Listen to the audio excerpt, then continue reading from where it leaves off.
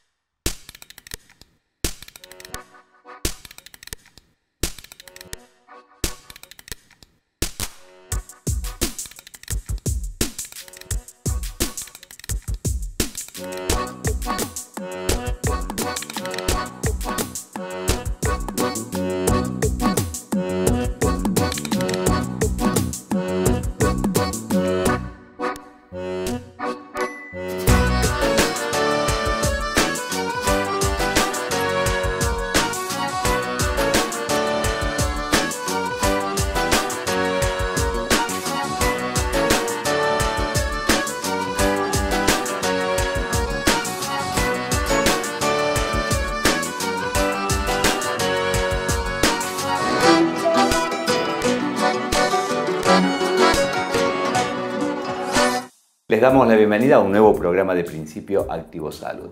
En el día de hoy nos acompaña el licenciado Diego Rufino, kinesiólogo, y con él vamos a hablar de una temática muy interesante. Diego, ¿cómo estás? ¿Cómo te va? Bien, sabemos y todo el mundo conoce que hoy en día la obesidad es un problema sanitario en general, pero nos preocupa particularmente el sobrepeso y la obesidad en la infancia, que también aparece como un fenómeno nuevo y en expansión. En el abordaje habitual de esta obesidad, uno piensa naturalmente en dos pilares, por lo menos. Uno que tiene que ver con modificar la manera en que come ese niño y otro en modificar la manera en que se mueve o ponerlo en movimiento a este niño. A partir de esta indicación, pensamos que pueden venir numerosos beneficios para este niño a partir de incorporar el movimiento en su hábito de vida. Pero también es cierto que el movimiento puede traer en sí mismo también la posibilidad de complicaciones. ¿Es así, Diego? Más pensando, digo, en este niño con esta susceptibilidad particular, ¿no? Un niño con un sobrepeso y habitualmente que uno lo piensa sedentario. Sí, está relacionado que niños con sobrepeso pueden tener una incidencia de lesiones mayor, pero si lo analizamos por el beneficio frente al riesgo, claramente gana el beneficio. Es importante que obviamente la actividad física sea de forma programada, de forma sistemática, por profesionales competentes para que sea una práctica segura y que esta posibilidad de riesgo de lesiones sea claramente disminuida. Lo cierto es que por ahí, a veces con las mejores intenciones se puede generar un daño, se puede provocar una lesión en este caso. Es una realidad que dentro del contexto de la salud muchas veces no existe una formación adecuada con respecto a esto que se llama la prescripción del ejercicio. ¿En qué posibilidades o en qué potencialidades en cuanto a lesiones e injurias podemos pensar a partir del movimiento en este niño? ¿Cuáles serían los factores que actuarían negativamente y que justamente facilitarían la posibilidad de un daño? Bien, hay una serie de componentes que se van dando, que se dan en los niños que tienen sobrepeso, como pueden ser la forma en que el niño se mueve, obviamente por una cuestión de su peso, la capacidad y el control que tiene de distintas habilidades motrices que obviamente están disminuidas y por ejemplo en lo que es la forma en que se traslada o corre el niño tiene una mecánica completamente diferente a un niño con normopeso. Por lo tanto, lo más común de encontrar o las lesiones más frecuentes suelen ser de tipo traumáticas, no tanto de tipo por sobreuso, sobrecarga que se le suelen llamar, y está relacionada claramente a patrones de movimiento, forma en que el niño se mueve de forma deficitoria. ¿Y cómo se debería programar o pensar esta podemos decir, iniciación en el movimiento de este niño que se está moviendo poco o nada? Bien, yo creo que la estrategia siempre tiene que ser desde un equipo multidisciplinario, ¿sí? Yo creo que tiene que estar pautado sobre distintos profesionales del área de la salud, como ser los médicos, los kinesiólogos y el educador físico, que tiene buenas herramientas para poder todos juntos prescribir de forma segura y correcta y tener una estrategia sobre cómo implementar esta carga de trabajo para un beneficio no solamente en el control del peso, sino también en las habilidades motrices que tiene que desenvolver el niño en su edad, ¿no? Hoy en día se habla de un concepto que tiene que ver con estos nuevos niños, de este nuevo contexto que casi que naturalmente lleva a los niños a moverse cada vez menos. Se habla de este concepto de analfabetos motrices, ¿no? De niños con poca capacidad para el movimiento y la coordinación. Sí, y está ampliamente magnificado por el uso excesivo de horas de ocio, como puede ser la televisión, videojuegos, computadora. Han caído mucho lo que es la práctica habitual o el rol que tiene el club, que tenía antiguamente el club, en el cual se practicaba una disciplina, había un rol sociabilizador de esa actividad grupal y obviamente los beneficios que traía a nivel de la adherencia, no solamente en el momento, sino a largo plazo. El ejercicio puede llegar a ser, si está mal indicado, un elemento frustrante en este niño. En absoluto, en absoluto. Tienen las todas para ganar el ejercicio físico. Pero pensándolo en este sentido, en un ejercicio mal indicado, en una exigencia no acorde ni a la edad ni a la capacidad de este niño, que lo lleve a un evento, a una situación frustrante, que no es manera de generar un rechazo posterior. Sí, podría suceder, yo creo, en mi humilde opinión, en que si el niño está haciendo una actividad física que está mal prescripta, como puede ser una intensidad o un estímulo que está por encima de su capacidad, podría traerle dolores comunes y lógicos del aparato osteomiorarticular que haga que el niño se mueva menos, ¿sí? Y que tenga cierta aprehensión o que lo que nosotros le llamamos kinesiofobia a la actividad física y el movimiento. Por lo tal, luego tratar de desestructurar esa aprehensión o ese miedo o ese temor al moverse suele ser muy difícil. ¿Qué piensas como estrategia desde tu experiencia? Porque tampoco me parece buena esta idea, porque por ejemplo en esta idea de incluir al niño, sobre todo en los juegos colectivos, por ahí ponerlo en funciones que tienen un gasto mínimo, es decir, el típico el gordito al arco. El gordito, lamentablemente, al arco o en la casa viendo una computadora, el gordito al arco, pero hay que también, por ejemplo, desde el educador físico o el kinesiólogo, o mismo en las escuelas, hay que tener una estrategia de hacerlo participar en otros roles y por más que esté en una desventaja, ya sea a nivel motriz, que tenga un rol activo y que cambie de posición, por ejemplo, o que tenga una participación más activa a nivel del conjunto, del grupo. ¿Cuál es el aporte que pueden dar las ciencias del movimiento, en particular la kinesiología, en este nuevo escenario? Yo creo que la kinesiología lo que puede hacer es planificar de forma correcta que se haga una primera intervención sobre la calidad que tiene el niño en la forma de moverse junto con el educador físico y teniendo un trabajo en conjunto, planificar de forma sistemática y organizada cuáles van a ser esta intervención para minimizar el riesgo que haya de lesiones. ¿Cuáles podrían ser esas potenciales lesiones? Y las lesiones más frecuentes en niños suelen ser con obesidad las traumáticas, principalmente fracturas en codo o esguince de tobillo, fracturas de tibia. Las fracturas en miembro superior por caídas. Por caídas, por lo cual... ¿Qué hay de la sobreexigencia por ahí que uno piensa en las actividades? Pensando ya en niños obesos, no en sobrepeso, sino en niños obesos, sí. ¿No? Pensando en la sobreexigencia de ciertas articulaciones como las rodillas, sobre todo, y la columna. Sí, y generalmente se manifiesta con dolor lumbar, baja, bastante inespecífico, como te decía, fracturas en miembro inferior, A largo plazo, si no hay una buena intervención y un control del peso, a largo plazo sí está asociado con dolores articulares en la edad adulta y también está asociado con el riesgo de lo que son cambios a nivel estructurales en etapas más avanzadas, ¿no?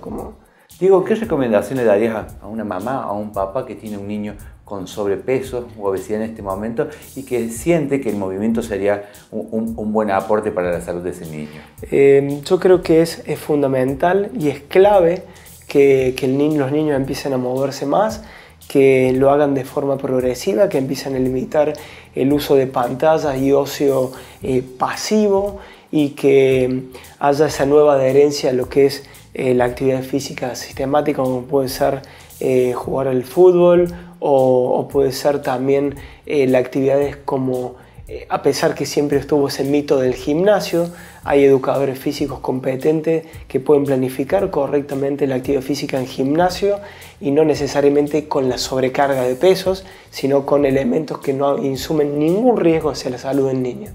Bueno, Diego, muchísimas gracias. No, a vos, gracias.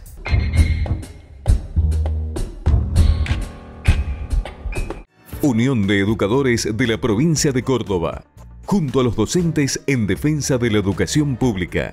Consejo de Médicos de la Provincia de Córdoba, cada día más cerca.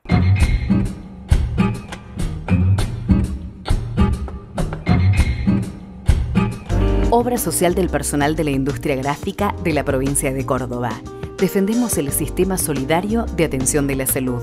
La salud es un derecho, no un negocio. Colegio de Psicólogos de la provincia de Córdoba. Al servicio de sus colegiados en defensa del ejercicio profesional y su progreso. La Caja de Previsión Social para Profesionales de la Salud mejora constantemente la comunicación con sus afiliados. Ahora incorpora un nuevo canal a través de WhatsApp para realizar consultas de lunes a viernes de 7:30 a 13:30 horas. Trabajamos para usted como lo haría usted.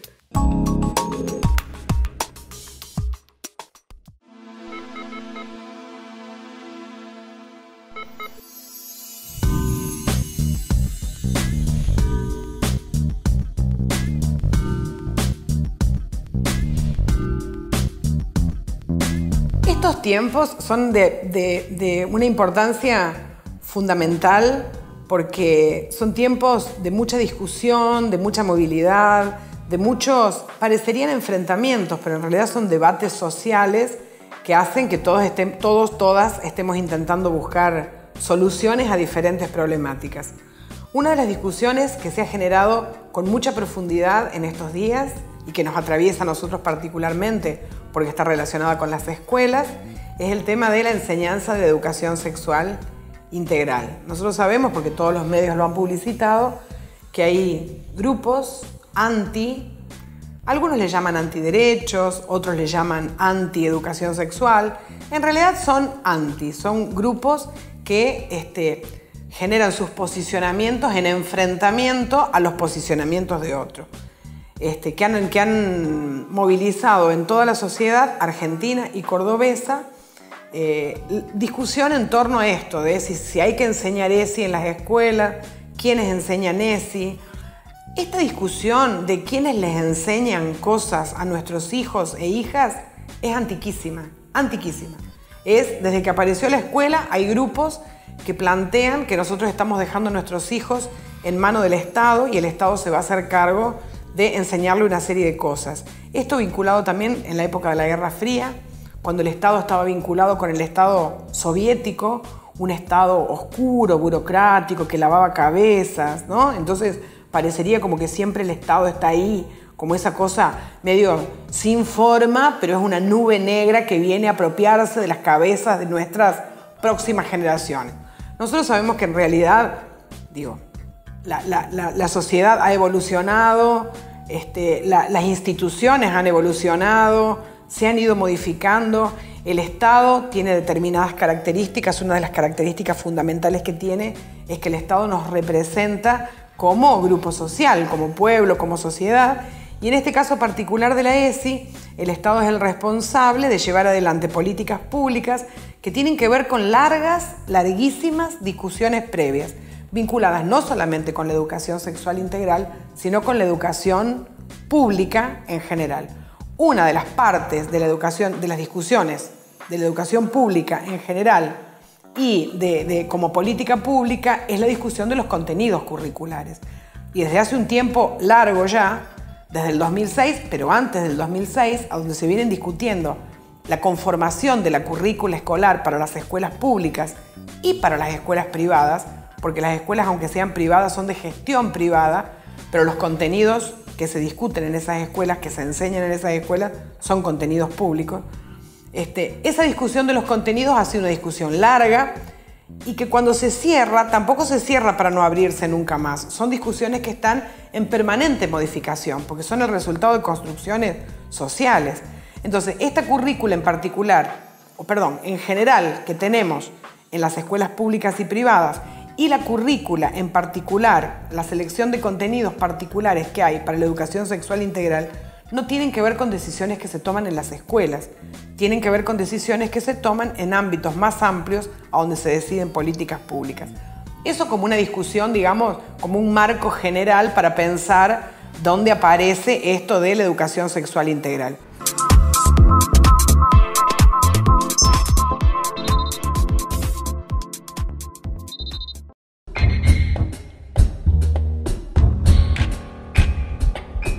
Unión de Educadores de la Provincia de Córdoba, junto a los docentes en defensa de la educación pública. Consejo de Médicos de la Provincia de Córdoba, cada día más cerca.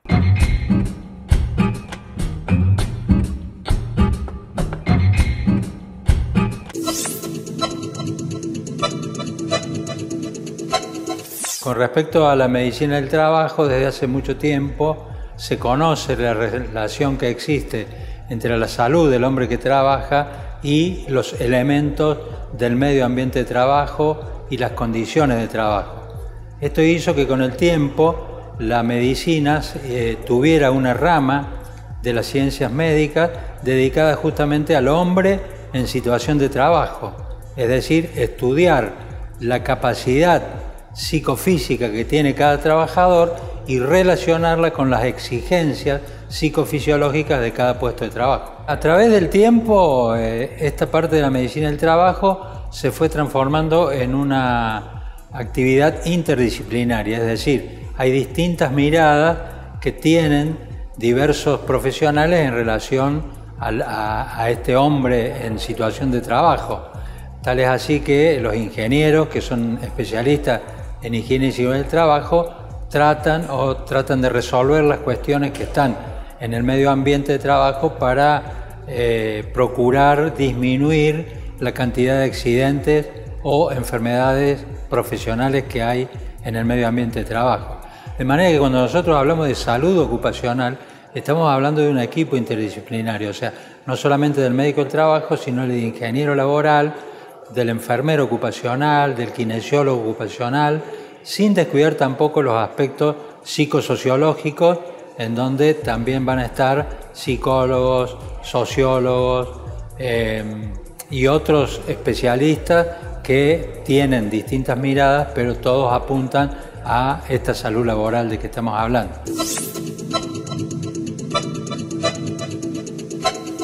Hoy, el espacio saludable, estamos hablando de mejorar las condiciones y el medio ambiente de trabajo. O sea, en cualquier lugar de trabajo, incluso en los ambientes administrativos, existen lo que nosotros llamamos riesgos. Los riesgos ocupacionales es la posibilidad de que ocurra un evento dañoso, de que ocurra un evento que, digamos, ataque o deteriore la salud de un trabajador. Estos riesgos pueden ser físicos, como puede ser el ruido, la iluminación, las radiaciones ionizantes, no ionizantes.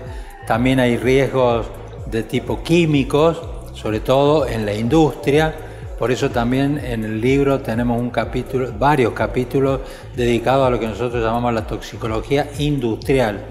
O sea, la toxicología industrial no es la toxicología clínica ni la toxicología aguda, que se puede ver como accidentes en el hogar o otras situaciones, sino aquellos procesos en donde el trabajador está expuesto durante mucho tiempo a una determinada sustancia química y termina generando una enfermedad.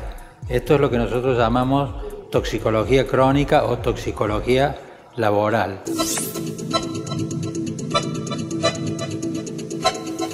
El estrés sí lo consideramos nosotros un problema de salud laboral. Si bien la legislación vigente no lo contempla, nosotros entendemos que las situaciones actuales, sobre todo en las sociedades tan convulsionadas como las actuales, tan competitivas, tan exigentes, ¿no es cierto?, nos generan un tipo de movilizaciones de las neurohormonales que hace que uno tenga, digamos, una disposición positiva o negativa hacia las situaciones que considera agresivas y que vienen del medio exterior.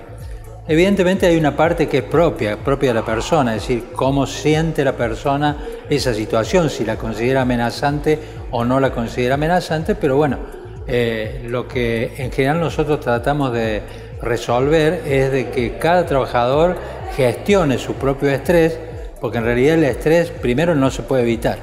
O sea, el estrés existe y forma parte de los mecanismos normales defensivos que tiene un organismo. La idea es que ese estrés no se transforme en un estrés crónico y que después genere otro tipo de lesiones, como lesiones cardiovasculares, en fin, neurológicas, psiquiátricas, etcétera, sino que el trabajador, a través de capacitaciones, pueda gestionar su propio estrés, ¿no es cierto? Porque, como ya le digo, el estrés no se puede evitar.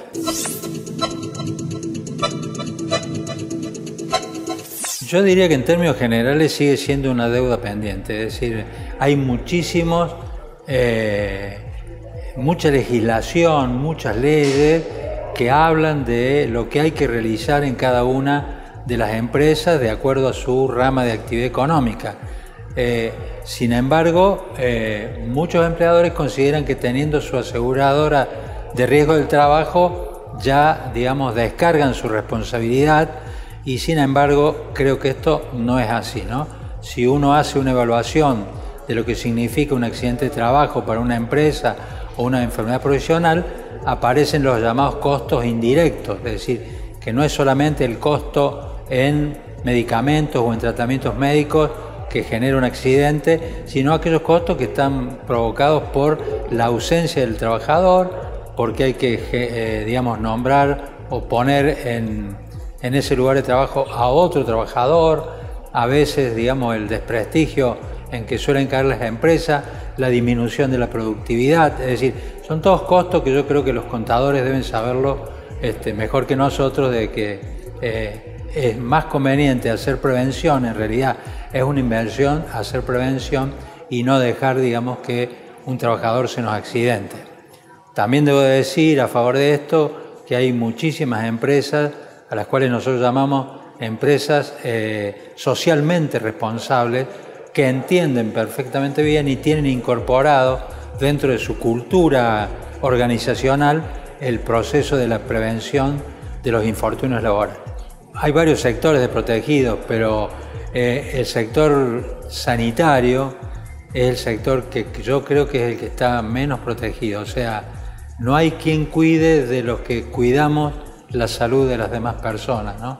Y esto se ve permanentemente en un montón de bajas laborales provocadas por accidentes, sin dejar de ver otras profesiones, ¿no? Como la docencia, que también tiene muchas enfermedades profesionales y que uno por ahí ve que la docente necesita la suplente y después la suplente necesita otra suplente y bueno, el tema se hace interminable, ¿no? Una reflexión, digamos, hacia todos los actores sociales que estamos involucrados en la salud laboral. De hecho, creo que somos todos trabajadores, todos tenemos que tener esa mirada humanista y todos tenemos que tener una mirada social, en la medida que si mantenemos sanos a nuestros trabajadores, a nuestros empleados, nos mantenemos sanos nosotros mismos, vamos a poder actuar positivamente en la sociedad en la cual nos desempeñamos.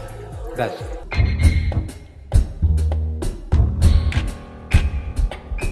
Unión de Educadores de la Provincia de Córdoba, junto a los docentes en defensa de la educación pública. Consejo de Médicos de la Provincia de Córdoba, cada día más cerca. Una vida dedicada a la salud merece dignidad y reconocimiento. Caja de Previsión Social para profesionales de la salud de la Provincia de Córdoba. Municipalidad de la Ciudad de Córdoba.